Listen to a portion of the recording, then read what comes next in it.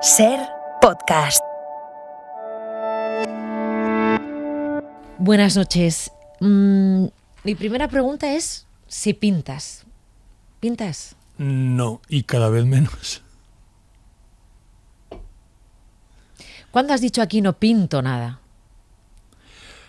Pocas veces, porque me implico bastante en los sitios y cuando voy a un sitio y pienso que tengo que decir eso, ya me he ido. ¿Tú te acuerdas de la última vez que pintaste un garabato, una mesa, un intento de retrato, un 6 y un 4? Sí, pinto con mucha frecuencia porque me obliga mi profesión a pintar de vez en cuando. ¿Qué es lo último que pintaste? Me daría muchas pistas, ¿eh? Pero bueno, un esquema de un órgano humano. Vale. ¿Cuál es el dibujo que más ilusión te ha hecho que te regalaran en tu vida? El dibujo que más ilusión me ha hecho que me regalaran, quizá un dibujo efectivamente de mi rostro disfrazado de Papá Noel, hace muchísimos años. ¿Podrías decirnos o quieres decirnos quién te lo regaló y quién te lo hizo? No recuerdo su nombre, era una amiga jovencita, mucho más joven que yo, muy aficionada a una de las actividades a las que yo me dedicaba. Si te pido un seudónimo para arrancar esta conversación, ¿cuál eliges? Voy a elegir El Zorro. El Zorro. Bienvenido al Faro. Este es un programa que arranca precisamente en el mar. Nos vamos a despedir después en un faro. Entonces, mi primera pregunta a todos los invitados es la relación que tenéis con el mar. Si yo te la hago a ti, ¿qué relación tienes con el mar? ¿Qué me dirías? Que no soy de esas personas que dicen que no pueden vivir sin el mar, pero tengo una sensación de que el mar es como nuestro dueño. Tenemos como una tendencia al mar y yo pues me encuentro muy, muy grato cuando estoy cerca de él y cuando puedo disfrutar de sus mejores caras. Es difícil esta elección, pero entre el mar y las nubes que ves cuando estás, por ejemplo, en Benasque, en el Rincón del Cielo, que es uno de los picos más altos del Pirineo aragonés, y ves ese mar de nubes, entre ese mar de nubes que hay en la montaña y las que ves en las olas, la espuma de las olas del mar, ¿con cuál te quedas? Sería difícil una cosa o la otra. Creo que no hay mar sin montañas y creo que no hay nubes sin agua.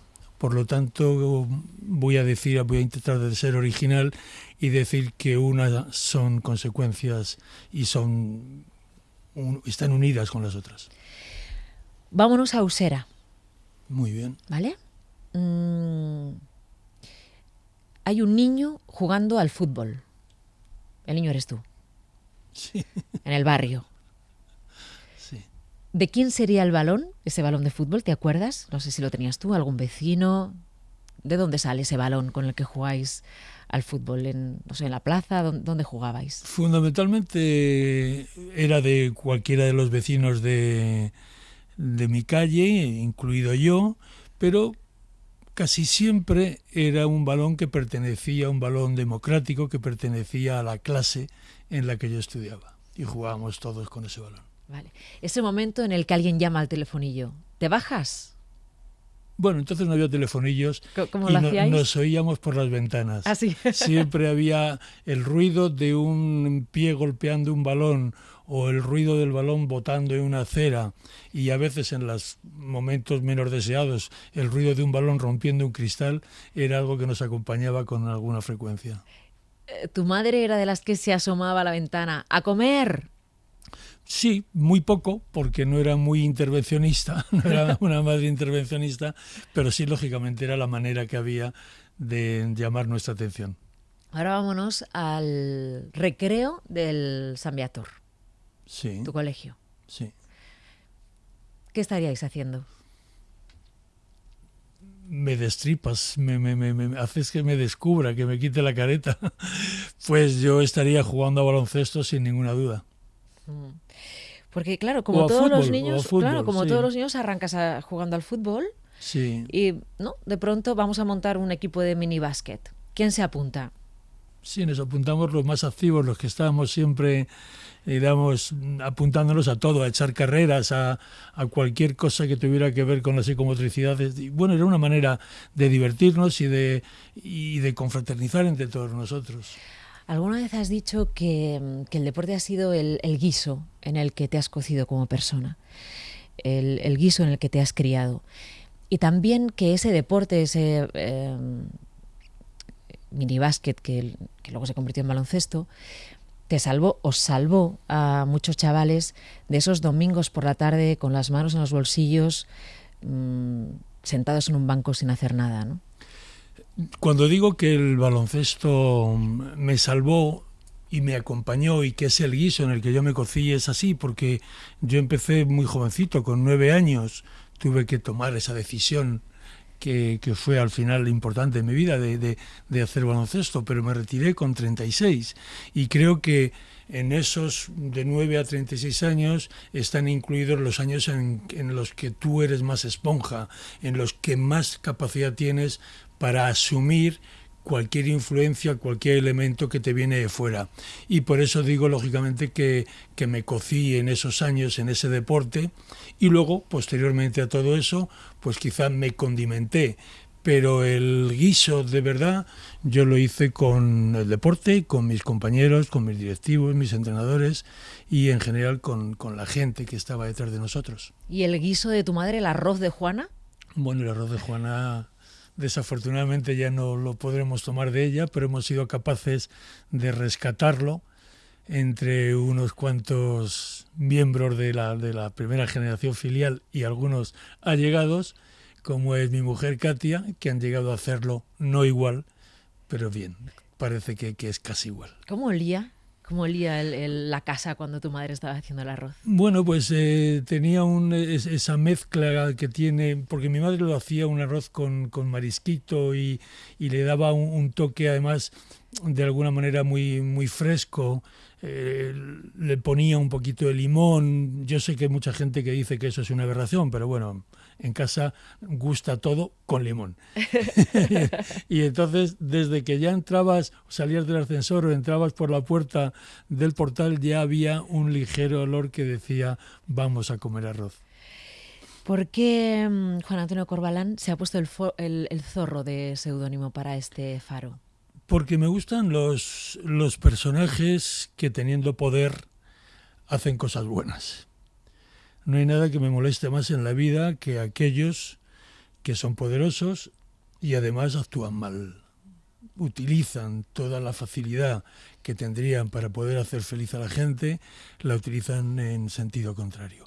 Y entonces pues me gustan lógicamente los personajes que quieren introducir justicia en las relaciones, que quieren hacer pagar a los malos todas las perversiones y todas las, digamos, lo malo que provocan en el resto de la gente. Y el zorro me parece una persona que es con muy buena planta, que es simpático, que puede estar en cualquier sitio, que si quieres montar a caballo, montamos a caballo, si quieres que bailemos un vals, bailamos un vals, y a mí esa gente que es muy polifacética y que hace todo más o menos bien me gusta mucho.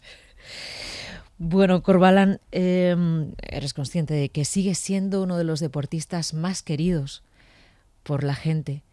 Yo decía en la introducción del programa que venía un médico a la entrevista, pero que lo que había hecho era hacer vibrar a millones de personas durante mucho tiempo, ¿no? Incluso llevarnos casi al infarto, ¿no? Que son aquellos partidos de baloncesto que vivisteis en una etapa dorada. Voy a ponerte el sonido de Los Ángeles, 1984. Dime, ¿dónde se va tu cabeza con perspectiva, con la perspectiva que te ha dado el tiempo? Y otra panorámica de los jugadores norteamericanos. medalla de plata, España, subcampeona olímpica. En España, porque ahí está Fernando Romay y la lesión de Fernando Martín, que es el siguiente en subir, de la cual se recuperó a tiempo, pero no del todo. Hacía falta un tercer pío y ese ha sido en todo momento el jugador Andrés Jiménez. Juan Antonio Corbalán, el capitán, también recibe su medalla. Nacho Solozábal. Corbalán, que se retira después de estos juegos de la selección española. Juan Domingo de la ¿Dónde Cruz. se va tu cabeza? Pues mi cabeza se va como al haber encontrado un tesoro que fuimos buscando nuestras generaciones, la mía y las anteriores, durante muchísimos años. Y se va como a una sensación de un premio merecido. España, o el baloncesto español, desde el año 50, tuvo que trabajar mucho con muchas generaciones y con mucha gente para poder estar homologado, como le pasaba al país en aquella etapa de la dictadura, con el resto de los países de Europa y del mundo. Y poco a poco fuimos escalando peldaños. Y sabíamos, por lo menos nuestra generación, que era ese momento o no era el momento. Veníamos de hacer muy buenos resultados en los europeos previos, en los mundiales, en los Juegos Olímpicos previos, y teníamos la sensación de que se nos acababa a nosotros también ya un poco la respiración, que o lo conseguíamos ahí o no lo hubiéramos conseguido. Y tuvimos la fortuna, y digo fortuna, porque los partidos o los torneos entre pocos equipos, donde hay 2 o 3 cruces eliminatorios, son muy difíciles y tienen una parte que es absolutamente inexplorable. Corbalán, en aquella época no había móviles. No. 1984, ¿no? Alguna vez has contado que recibisteis miles de telegramas, Sí. de mucha gente, claro, aquí era de noche, cuando allí era de día, de muchos trabajadores que estaban de noche diciendo: nos habéis dado la vida durante estas horas. ¿Tú recuerdas a quién llamaste después de recibir la medalla? O sea, pues ahora igual te parece impensable que no hubiera móviles, pero no lo sabía. Entonces llamaste a casa, no sé, estabas con Katia, no sé. ¿A quién llamaste? No, yo no llamé a nadie. Yo era de llamar pocos. Vamos, soy de llamar poquísimo. Ahora también. Ahora también, sí. No llamé a nadie. Yo siempre decía en casa, mi madre decía: mira, si no llamo es que va todo muy bien, ¿sabes? Y la verdad es que no teníamos ese hábito. Y luego, cuando estabas por ahí, a mí me daba la sensación de que una llamada quedaba siempre como muy corta, que decir: hola, ¿cómo estás? Bien, ya está, muy contento, hemos ganado, nos vemos dentro de poco, me parecía como que no justificaba una llamada. Y yo soy más de esperar y de abrazarme y de ver a la gente y entregarte a ese momento que es claramente emotivo. Mira, te voy a poner una canción. Tampoco sé dónde, esta sí que no sé dónde te va a llevar. Estoy segura de que te va a llevar a algún lugar, pero no sé a cuál. La escuchamos y me cuentas.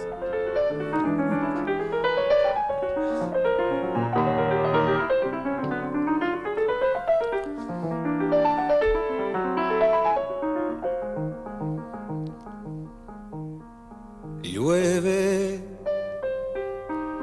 detrás de los cristales llueve y llueve, sobre los chopos medio deshojados, sobre los pardos tejados, sobre los campos llueve. Pintaron de gris el cielo y el suelo se fue abrigando con hojas, se fue vistiendo de otoño. La tarde que se adormece parece un niño que el viento mece con su balada en otoño. Una balada en otoño, un canto triste de melancolía que nace al morir el día. Una balada en otoño, ave veces como un murmullo y a veces como un lamento y a veces viento. ¿Dónde te lleva? Bueno, esto me lleva al cuarto de estar de mi casa. Ahí escuché muchas veces a Serrat, muchísimas. Me sabía, bueno, creo que me sé todas sus canciones de aquella época, todas de memoria. Algunas me van refrescando cuando las escucho.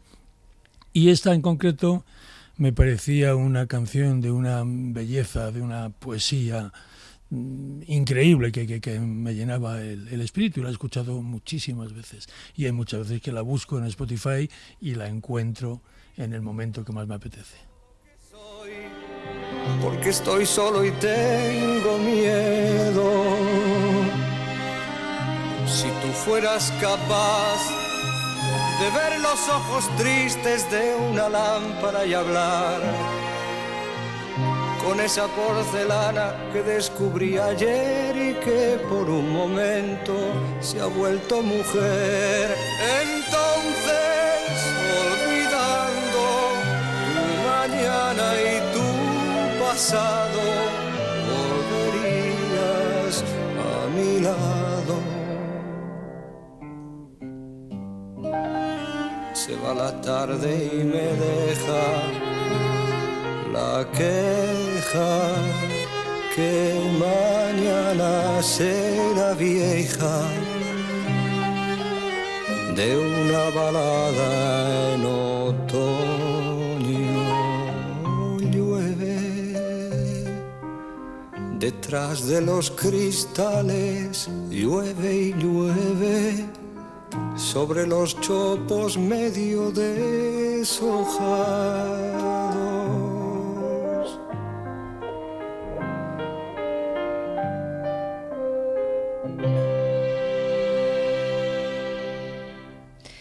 Cuando te preguntaba antes acerca del verbo pintar, me ha llamado la atención que has dicho, he hecho un dibujo relacionado con mi profesión.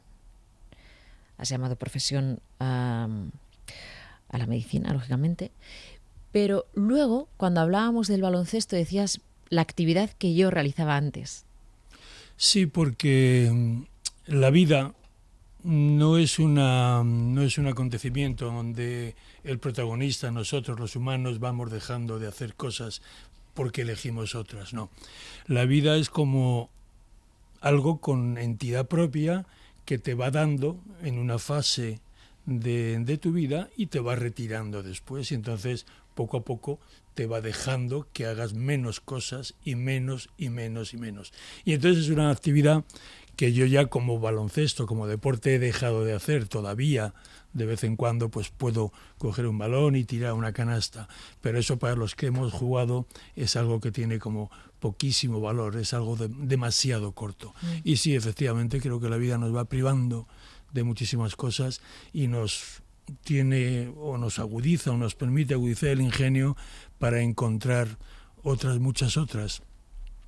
Esta canción, aunque está llena de melancolía y suena a un amor que parece que se diluyó, que se escapó entre los dedos, es un poco una invitación, es decir, si tú fueras capaz de ver los ojos tristes de una lámpara y hablar, bueno, si tú fueras capaz de que en cada momento de tu vida pudieras aprovechar cualquier elemento, cualquier persona, cualquier situación, cualquier momento de tu vida para poder querer, para poder tener una relación con los demás y para cualquier cosa que te permitiera sentir vivo, pues eso de alguna manera sería morir bien. Morir bien significa estar la mayor parte de tu tiempo vivo, vivo físicamente y vivo emocionalmente. Bueno, te hemos admirado mucho por muchas cosas, ¿no? Pero ha provocado mucha admiración, mucho respeto el que te sacaras la carrera de medicina estudiándola mientras estabas jugando al baloncesto en primera línea. Has contado cómo ibas en el autobús con la linterna, estudiando, cómo eras capaz de empapelar la habitación con los apuntes, cómo también los compañeros te iban pasando los apuntes en clase cuando no podías estar, cómo los exámenes los tenías que hacer cuando tocaban, no hacían una excepción contigo porque estuvieras jugando un partido no sé dónde. Eso ha provocado mucha admiración en todo el mundo, en realidad, ¿no? O lo provocó en su día. ¿Es tan difícil como parece?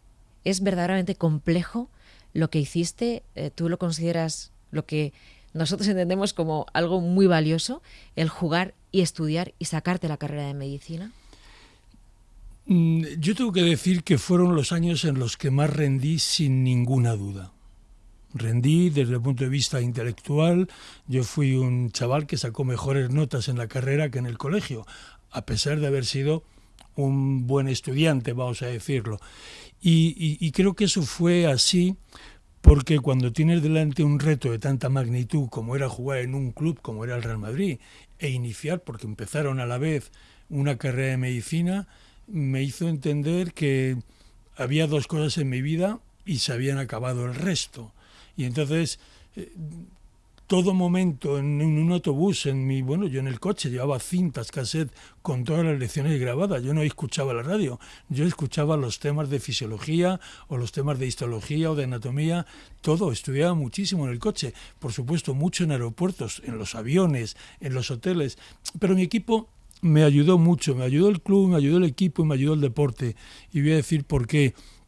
Cuando yo fiché con 15 años con el Madrid, mi padre lo único que pidió a Lolo Sainz, que era el que en realidad me estaba fichando, y la primera vez que tuvimos una entrevista con Saporta, que era el directivo, le dijo: yo lo único que quiero es que mi hijo siga estudiando. Era un elemento como para decir: oiga, señores, ya el dinero vendrá después y tal, pero lo que quiero es que mi hijo estudie. Me ayudó muchísimo el equipo, porque nosotros tuvimos un equipo donde había muchísimos universitarios y había muchos otros que, sin ser universitarios con carrera terminada, tenían una vocación, yo te diría, de una vida más o menos intelectual, como queriendo aprender, queriendo conocer cosas. Y eso nos permitía estudiar en todos los viajes. De hecho, yo recuerdo cuando todo el mundo en Argentina, que en el hall del hotel montamos un aula para no molestar a nuestros compañeros. Y entonces pusimos 5 o 6 mesas, que eran los que estábamos estudiando en aquella época, y nos salíamos con nuestros libros a estudiar como si estuvieras en una biblioteca.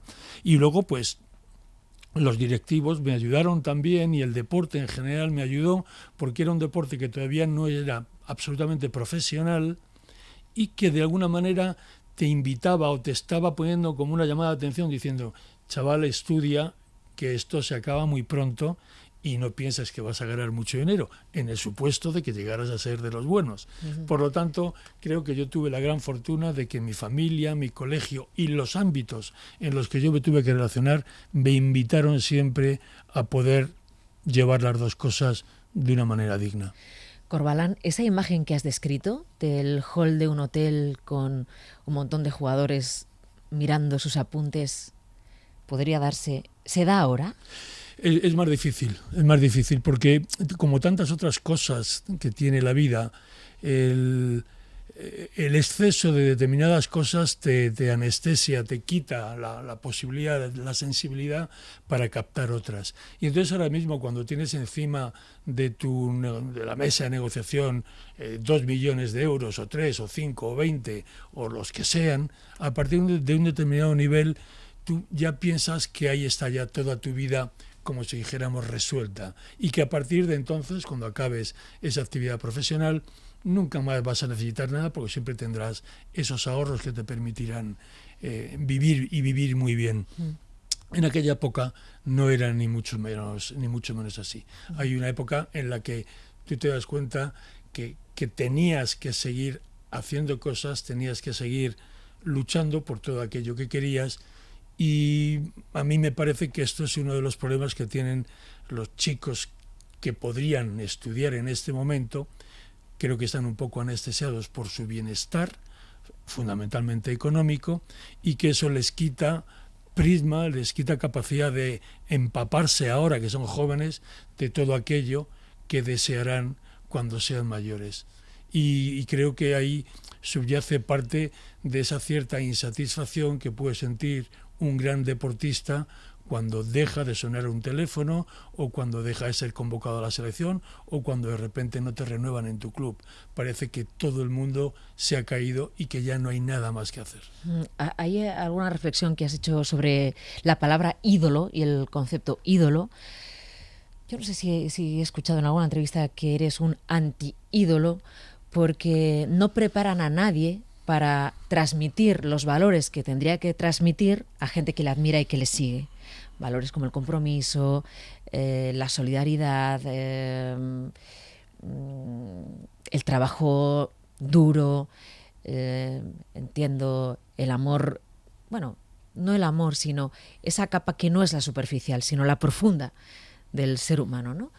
Entonces, me da la sensación de que ahora vivimos en un mundo en el que a alguien se le convierte rápidamente en un ídolo, ¿no? No sé, con las redes sociales, o estamos un poco obsesionados en que la gente llegue a lugares y valoramos un poco menos el camino. Yo valoro mucho el camino y valoro mucho mi camino o nuestro camino. Cada camino tienes una senda que, aunque vaya en la misma dirección o en el mismo sentido, puede que no sea exactamente igual. Y yo creo que uno de los elementos fundamentales que de nuestra vida es que desde el principio hasta el final podamos seguir eligiendo cada uno de nuestros pasos. Yo valoro mucho la independencia de las personas y trato de ser suficientemente ecléctico para no morirme de melancolía como la canción, porque yo tiendo un poco a la nostalgia y tengo ahí una vis como si dijéramos poética que me acompaña a todos los sitios, me emociono con facilidad. Entonces, lo que es imposible es entender que un ídolo te va a dar aquello que tú querías, porque todo el que llega es un elemento, es un individuo único e irrepetible. Los ídolos son alguien que anulan completamente la capacidad de crear, la capacidad de expresión, la capacidad de darte a los demás, porque solo puedes deberte a él y adorar a ese ídolo. Y entonces yo ahí tiro de eclecticismo y creo que nosotros tenemos que hacernos suficientemente ídolos de nosotros para ser realmente humildes y para saber que la humildad y la ambición caminan de la mano muchas veces. No vas a ser ídolo de nadie, pero tampoco quiero que alguien me quite la ambición que tenga para conseguir algunas cosas. Por ejemplo, curar. Sí, bueno, es una faceta. Nosotros, yo siempre pienso que dentro de la medicina, que es una profesión fantástica, hay una parte que es, vamos a llamar, curativa. Hay mucha parte de la medicina, casi toda es como paliativa, y hay otra parte que es de acompañamiento. Yo, que tenía mentalidad y educación más bien en técnica, elegí la medicina porque tiene una parte humanística también bastante grande de relación con las personas. Uh-huh. Y entonces yo me di cuenta de la gran labor que puede hacer un médico solamente acompañando a personas, solamente llevándolas para hacer la mejor senda posible para que su enfermedad, para que su sufrimiento se atenúe o se elimine por completo. Y a mí reconozco que esa es la parcela que más me gusta. Yo siempre creo que en esta vida todo acaba en caras y en ojos. Yo sabía tu nombre, pero no te había visto. Entonces, al final, cuando tú ves las caras y los ojos de las personas, te das cuenta de que realmente tienes a una persona delante y realmente cualquier cosa que tú hagas por ella merece la pena. Corbalán, vamos a despedirnos, lo hacemos en un faro. Entonces, te voy a pedir que te sitúes en un faro, que me digas con quién te gustaría estar o reencontrarte, con quién querrías estar en ese faro y qué música estaría sonando. ¿El faro lo puedo elegir? Sí. Bueno, yo de todos los faros que he visto bastantes en mi vida, y es una imagen muy poética y muy bonita realmente, el faro que más me impresionó a mí fue el faro de Estaca de Bares, uh-huh, en Galicia. Sí. lo vi con un grupo de magníficos amigos y además se da la casualidad de que tiene un pequeñísimo hotel con 2 o 3 habitaciones que dan directamente a ese punto donde se junta el Atlántico con el Cantábrico. Entonces, en una noche como esas, pues lógicamente tener la posibilidad de escuchar, yo escucharía una ópera de Wagner viendo las olas azotar las rocas y escuchando el rumor del viento en la parte exterior de una hipotética casa, y dentro, pues, ¿por qué no?, una música de Serrat con tu persona querida o con tu familia o celebrando unas Navidades, por ejemplo. O sea, fuera Wagner, Sí. ¿no? Y dentro Serrat. Serrat. ¿Te gusta? Podemos poner, a mí me gustan todas, claro. Quizá Aquellas pequeñas cosas, Bueno, es una canción, ¿no?, que tiene que ver también con el valor de lo profundo, de lo pequeño, y con mucho de lo que hemos hablado. Por o sea, eso. esos sendas, esos caminos, esa manera de buscar lo que es tu vida está llena de pequeñas cosas. Yo diría que todo lo que te hace feliz son pequeñas cosas. Juan Antonio Corbalán, muchas gracias por habernos acompañado aquí en El Faro esta madrugada. Pues gracias a ti por invitarme y por conocerte a partir de ahora. Buenas noches. Gracias.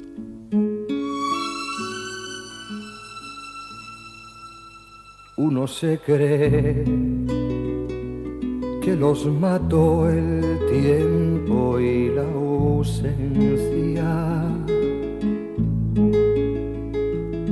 pero su tren vendió boleto de ida y vuelta.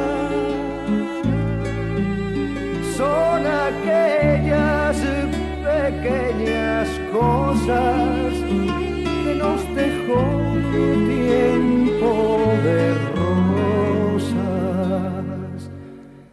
en un rincón, en un papel o en un cajón. Como un ladrón te acechan detrás de la puerta, te tienen tan a su merced como hojas muertas. Suscríbete al Gato Pardo. Todos los episodios y contenidos adicionales en nuestra app de Cadena Ser y en nuestros canales de Apple Podcast, Spotify, iVoox, Google Podcast y YouTube. Escúchanos en directo en la Ser de lunes a viernes a las 2:10 de la madrugada. Nos hacen que lloremos cuando nadie nos ve. Cadena Ser. La radio.